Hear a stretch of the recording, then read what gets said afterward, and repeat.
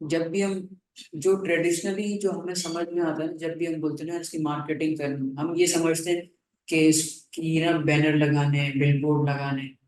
तो what is marketing? Marketing, जिसे मैंने तुम्हें अभी बता दिया कि मार्केटिंग सिर्फ वो नहीं है जो बिलबोर्ड्स और टीवी एड्स वगैरह में हमें जो नजर आती है। मार्केटिंग वहां से शुरू होती है जब आप कस्टमर की नीड को आइडेंटिफाई करते हो। Marketing is about identifying customer needs. Needs identify कर ली, यहाँ तक मार्केटिंग आपकी कंप्लीट नहीं है। जब आपने उस नीड को सेटिस्फाई कर लिया, तब वो मार्केटिंग कंसिडर की जाएगी। अब मैंने किसी की नीड आइडेंटिफाई कर ली और उसकी नीड को भी सेटिस्फाई कर लिया, मुझे क्या मिला? तो एक बिजनेस का एम क्या होता है भाई? प्रॉफिट कमा के दो, या मुझे प्रॉफिट दो, मुझे मोटिवेशन दो जिसके लिए मैं काम कर रहा हूँ। Marketing is about identifying customer needs and satisfying them profitably. मैंने एक प्रोडक्ट बनाया, रिसर्च वगैरह करी और वो प्रोडक्ट फेल हो गया, क्या ये सक्सेसफुल मार्केटिंग होगी या अनसक्सेसफुल मार्केटिंग? सही है। अब मार्केटिंग रोल क्या प्ले करता है? जैसे इसकी डेफिनेशन में लिखा है, identifying customer needs and satisfying their profitability.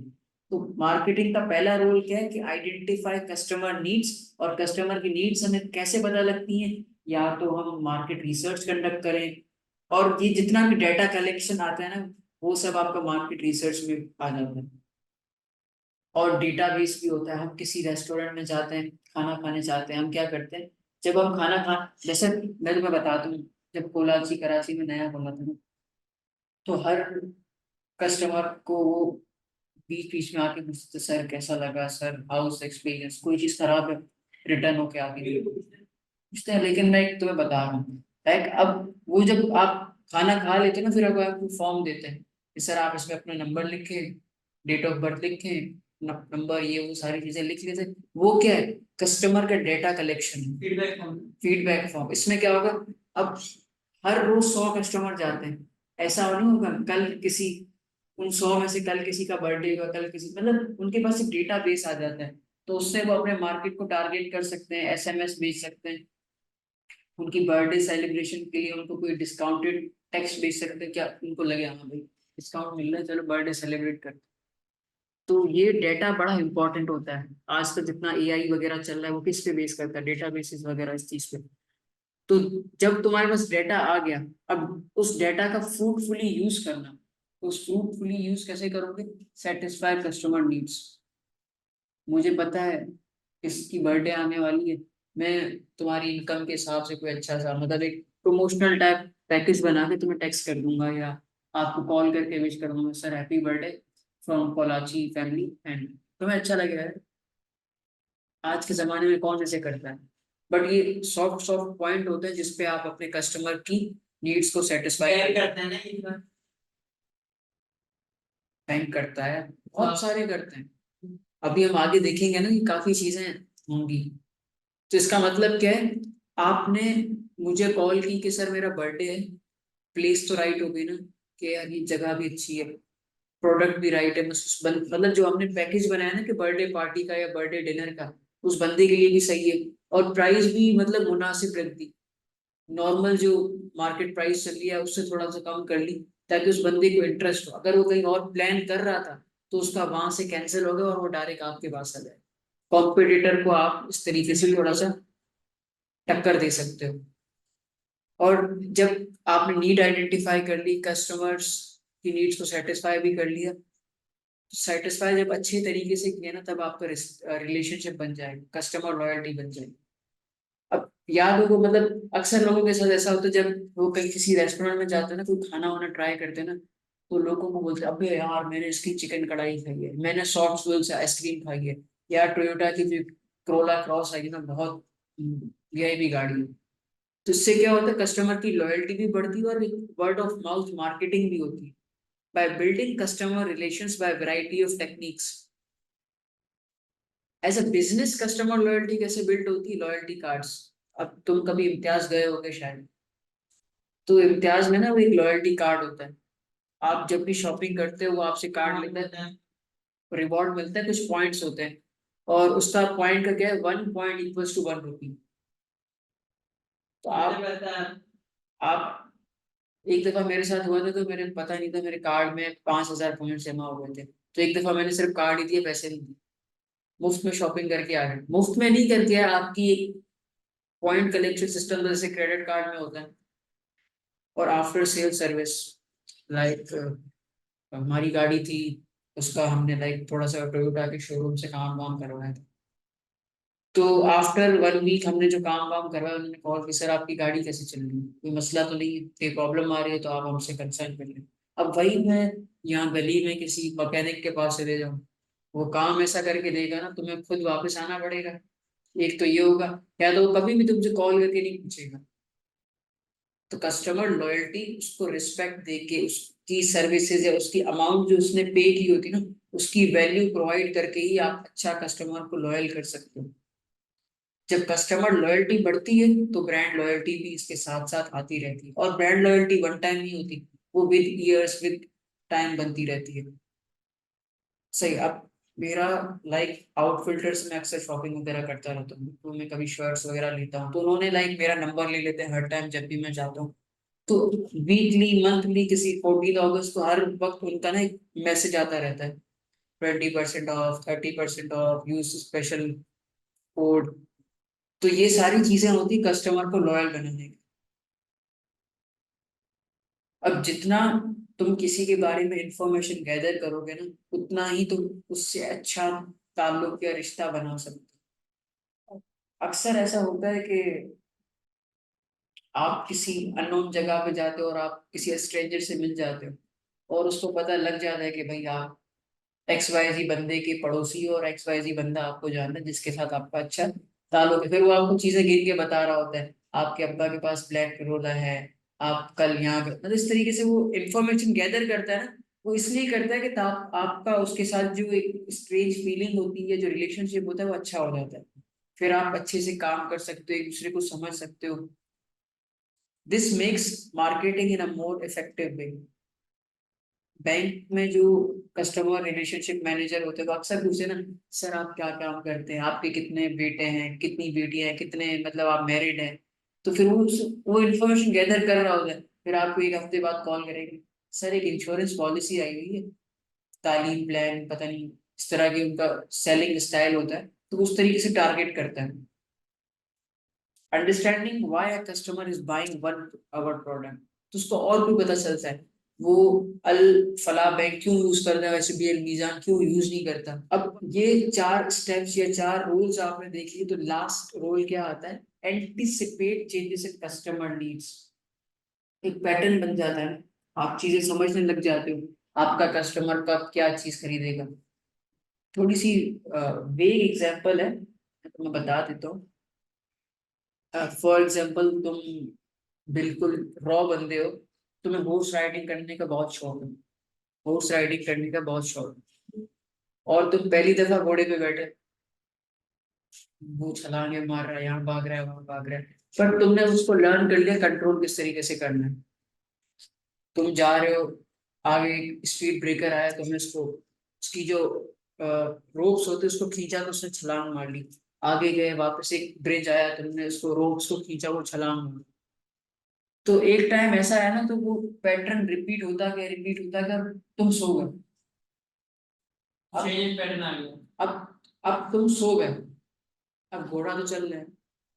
अब उसकी एक हैबिट बन गई है कि अगर ये कोई सामने हर्डल आ रहा है, सामने कुछ आ रहा है, तो मुझे खुद या तो छलांग मारनी होगी, या तो मुझे रुक जाना है। तो मतलब पैटर्न्स खुद ही डेवलप हो जाते हैं। तो इस तरीके से ऑर्गेनाइजेशन को भी पता है कि जब कस्टमर हमारे ऊपर या हमारे ऊपर रिलाई कर रहा है ना, तो हमें पता है कि उसको हमें किस तरीके से और कहाँ लेके जाना है। ब्रांड लॉयल्टी भी कह सकते हो, बस रिलेशनशिप बन गया ना, थोड़ी सी मतलब। अब जो तुम मतलब एक रिलेशनशिप बन जाता है, ब्रांड लॉयल्टी भी कह सकते हो, क्योंकि अब वो उससे 500 की जगह 5,000 भी लेगा ना, बोलेगा यार 10। और एक रिलेशनशिप बिल्ड हो जाता है ना। वो बोलते हैं ना, रिलेशनशिप्स आर प्राइसलेस, मतलब उसकी पैसे में वैल्यू नहीं होती, वो इमोशंस पे, रिस्पेक्ट पे, उस चीज पे डिपेंड करते हैं। तुम्हारा कजन उसके साथ इसलिए जाता होगा क्योंकि वो उसको एक्सप्लॉइट नहीं करता होगा, उसको अच्छे से सिखाता होगा, समझाता होगा, एक वैल्यू प्रोवाइड कर रहा होगा जो आप मॉनेटरी टर्म्स में बाय नहीं कर सकते। सही है।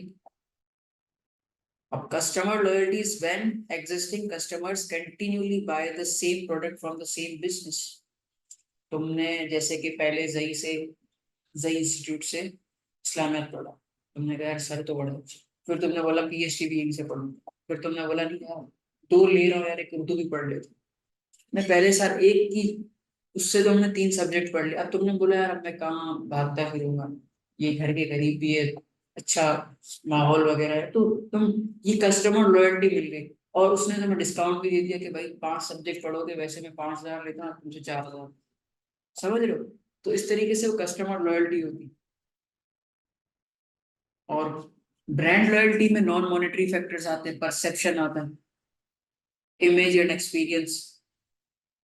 हो सकता है कि तुम किसी लो लाइंग एरिया में भी कोचिंग पढ़ सकते थे, बट तुम्हारा एक परसेप्शन है यार मजा नहीं आएगा वहां, टीचर वहां भी अच्छे हो सकते हैं, गवर्नमेंट के स्कूल्स में भी टीचर्स अच्छे हो सकते हैं, ऐसा नहीं है, बट एक परसेप्शन जब डेवलप हो जाता है ना, तो बस। अब जितने भी आईफोन यूजर्स हैं, क्या उनकी ब्रांड लॉयल्टी है या customer loyalty? Brand loyalty. Price is never become a hurdle for them. हाँ, जो सस्ते यूजर होते हैं वो तो फिर पुराना वराना यूज कर लेते हैं, जो नया बंदा होता है ना वो बोलता है मैं तो यही यूज करता हूँ, क्योंकि वो इमेज रिप्रेजेंट करता है, ये अमीर बंदा है या ये बिजनेसमैन है या ये, उससे उसकी क्लास या इमेज हो गई। कस्टमर रिलेशनशिप, रिलेशनशिप डेवलप कैसे होता है कोई भी हो, जब कम्युनिकेट करते हो ना, तो आपकी अंडरस्टैंडिंग बढ़ती है। Is communicating with customers to encourage them to become loyal to the business and its product। सही है? ये कस्टमर रिलेशनशिप होता है, और ये यूजुअली बैंक्स में होता है, इंश्योरेंस कंपनीज में होता है, या कहीं भी हो सकता है। वहां का कोई रिप्रेजेंटेटिव होगा, इसको हम कहते हैं सीआरएम, कस्टमर रिलेशनशिप मैनेजर। वो ऐसी स्ट्रेटजीज, ऐसी टेक्निक्स ढूंढ रहा होता है कि कस्टमर को किस तरीके से अपने साथ इंटैक्ट रखे। अब ये जो तुम्हारे सामने एक पिक्चर आई है ना, ये टिपिकल मार्केटिंग डिपार्टमेंट होता है। देखो स्मॉल ऑर्गेनाइजेशन में ना मार्केटिंग डिपार्टमेंट नहीं होती, जैसे हमारा इंस्टीट्यूट है, क्या यहाँ तुम्हें कहीं पे मार्केटिंग डिपार्टमेंट नजर आता है? नहीं आता। ये जो बोर्ड बेसन पे रोल बना हुआ है, क्या तुम्हें इसका मार्केटिंग डिपार्टमेंट नजर आता है? तो छोटे ऑर्गेनाइजेशन में या रिटेलिंग बिजनेस में मार्केटिंग डिपार्टमेंट इतना मैटर नहीं करता। मार्केटिंग डिपार्टमेंट एक एक्स्ट्रा कॉस्ट होगी उनके लिए, क्योंकि बड़ा डायरेक्टर होगा, ये बड़े फर्म्स के लिए होते हैं, लार्ज बिजनेसेस के लिए। वो तो पूरा पाकिस्तान इंटरनेशनल बिजनेस है, तो उनका लाइक इस तरीके से होगा, सेल्स की टीम अलग होगी, मार्केट रिसर्च की टीम अलग होगी, प्रमोशन की अलग होगी, डिस्ट्रीब्यूशन की अलग होगी। सेल्स की क्या होगी, जो एग्जैक्टली डिस्ट्रीब्यूशन, ये कि फैक्ट्री से दुकानों पे, रिटेल्स पे, इम्तियाज पे, या जितने भी सुपर मार्केट्स उस पे कैसे पहुंचेगा। प्रमोशन में आपकी एडवर्टाइजमेंट टीवी पे चलेगी, फेसबुक पे चलेगी, रेडियो पे चलेगी, प्रमोशन में क्या डिस्काउंट देना है, वॉक ऑफ देना है, by one get one free देना है, मतलब इस तरह की हम आगे स्ट्रेटेजीज पढ़ेंगे प्रमोशन में, जो थर्ड पी या फोर्थ पी आएगा ना उसमें हम ये पढ़ेंगे। नहीं, लास्ट डिस्ट्रीब्यूशन प्लीज। हाँ, खैर वो तो सीक्वेंस मैटर नहीं करता है ना। और कराची का सेल्स मैनेजर अलग है, फैसलाबाद का सेल्स मैनेजर अलग है, तो रीजनल सेल्स मैनेजर आते हैं, हर रीजन के हिसाब से एक अलग अलग बंदा होता है। और ये डिपेंड ऑल्सो करता है कि कंपनी का साइज बड़ा है, लेकिन कितना बड़ा है, उसके नंबर ऑफ एम्प्लॉयज कितने हैं। नंबर ऑफ एम्प्लॉयज बढ़ेंगे तो नंबर ऑफ मैनेजर्स भी उसके हिसाब से ही बढ़ेंगे। ये ऑर्गेनाइजेशनल स्ट्रक्चर था। अब मार्केटिंग डिपार्टमेंट के ऑब्जेक्टिव्स क्या होते हैं? भाई अगर मैं मार्केटिंग कर रहा हूँ, मेरा पहला एम क्या होता है, मेरे कस्टमर को, या जो मेरा कस्टमर नहीं भी है उसको मेरे बिजनेस के बारे में पता हो। अब जैसे कि मैं मैंने कभी ब्लू बैंड कंज्यूम नहीं किया, लेकिन मुझे उसके बारे में पता है। और मैंने कभी भी लाइक, मतलब बहुत सारे ब्रांड्स होते हैं, जैसे जियो न्यूज पे, मतलब न्यूज पे काफी चीजें आ रही होती है, तुमने देखा होगा कभी उस प्रोडक्ट को तुमने लाइफ में कभी भी कंज्यूम नहीं किया होगा, बट तुम्हें उसका पता होता है। क्यों पता होता है? कि वो अपने प्रोडक्ट्स की अवेयरनेस बढ़ाते हैं। ताकि जो उसका कस्टमर है और उसका जो पोटेंशियल कस्टमर है या जो उसका फ्यूचर में कस्टमर बनने वाला है उसको पता हो उसके प्रोडक्ट में। वैसे भी जो बनाते हैं मीटिंग सेलिब्रिटी को बना दिया, स्पॉन्सर कर दिया है ना, वो एक way of creating awareness. Increasing revenue and profitability, भाई मार्केटिंग का मकसद क्या था? Identify customer needs, satisfying them there needs, profitability. भाई प्रॉफिटेबिलिटी आएगी कैसे? रेवेन्यू बढ़ेगा तो प्रॉफिटेबिलिटी आएगी ना। मार्केटिंग मैंने की, रेवेन्यू कम हो गया तो लॉस हो जाएगा। सही है। इंक्रीज और मेंटेन मार्केट शेयर, यानी जो अभी आप अपनी सेल्स कर रहे हो, जो आपकी टोटल मार्केट का सेल्स का जो प्रोपोर्शन है, उसको या तो मेंटेन करना है या तो बढ़ाना है, कम नहीं करना। कम करोगे तो ये बुरी बात हो जाएगी। मार्केटिंग या एडवर्टाइजमेंट जो भी होती है, जो आपका पर्पस होता है, जो नया प्रोडक्ट लॉन्च करते हो, उससे आपका प्रॉफिट बढ़ना चाहिए, सेल्स बढ़ना चाहिए और या मार्केट शेयर बढ़ना चाहिए, मतलब पॉजिटिव इम्पैक्ट होना चाहिए। मेंटेन और इम्प्रूव इमेज, या तो जो तुम्हारे बिजनेस की इमेज है वही होनी चाहिए या तो उसको इम्प्रूव कर लो। पहले इन्होंने जीरो लाइफ स्टाइल की एग्जांपल दूंगा। अभी वो ऐड आएगा ना, पहले इन्होंने कौन सा वो सेलिब्रिटी था, और ना नहीं, शाहीन खान अफरीदी थी। शाहीन खान अफरीदी से उनका पूरा वॉच सिस्टम लॉन्च करवाया। उन्होंने बोला एक सेलिब्रिटी से मजा नहीं आ रहा, अब बुलाते फवाद खान को। वो ऐड में बोलते हैं ना, मतलब खानों में जो सलमान खान, शाहरुख खान, आमिर खान और अपना फवाद खान, तो इस तरीके मतलब मुझे लगा कि वो बहुत लिमिटेड होता है, तो वो सिर्फ लगता है कोई नई मूवी वगैरह लॉन्च कर रहा है, तो मतलब उन्होंने पूरी ऑडियंस ऑफ फवाद खान को टारगेट कर लिया। अब जैसे तुम्हारा कोई फेवरेट बंदा होगा या कोई फेवरेट पर्सन होगा, कोई टीचर होगा, कोई, जैसे नहीं कहते ना, अब जैसे वर्ल्ड कप हुआ था ना अभी, तो न्यू टॉन ने मैसी रोनाल्डो को एक साल कर दिया था, और यार चेस का है बिल्कुल। अब अब ऐसा भी होता है जैसे सलमान खान है, उसका एक तुमने देखा होगा सिग्नेचर, वो हाथ में चेन पहनते। अब उसके जो फ्रेंड, मतलब जो उसके जो इन्फ्लुएंस हो रहे होते हैं ना, वो भी फिर बीइंग ह्यूमन और शर्ट पहनेंगे, ये पूरा एक कॉपी स्टाइल करेंगे और पिक्चर लगाएंगे, look I am looking like अ सलमान खान, मतलब वो एक स्वैग टाइप खुद को प्रमोट करने के लिए वो करते हैं। तो ऐसी जो इमेज होती है ना, वो जब बंदे की इमेज बिजनेस से जुड़ जाती है ना, तो बिजनेस की इमेज भी बढ़ जाती है। टारगेट अ न्यू मार्केट और मार्केट सेगमेंट, नई मार्केट में चले जाओ या नया गैप आइडेंटिफाई कर लो, उसमें चले जाओ।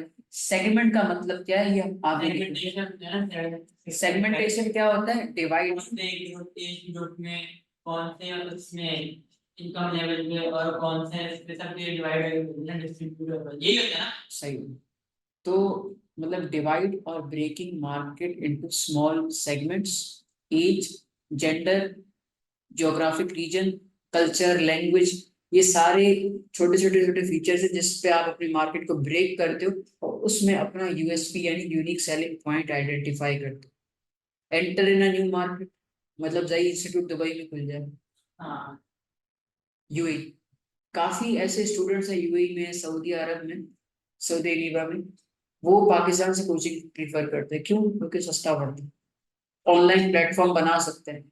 ऑनलाइन प्लेटफॉर्म्स में क्या होता है कि आप लोकली स्टूडेंट्स को नहीं पढ़ाते, आप ऑल अराउंड द वर्ल्ड से केटर कर रहे होते हो। जैसे एक इंस्टीट्यूट है मिर्चा वाला हब ऑफ अकाउंटेंसी, तो वो क्या करते हैं, सिर्फ पाकिस्तान के स्टूडेंट्स नहीं पढ़ाते, यूएई के, इंडिया के, ऑल ओवर द वर्ल्ड से वो स्टूडेंट्स को केटर करते हैं।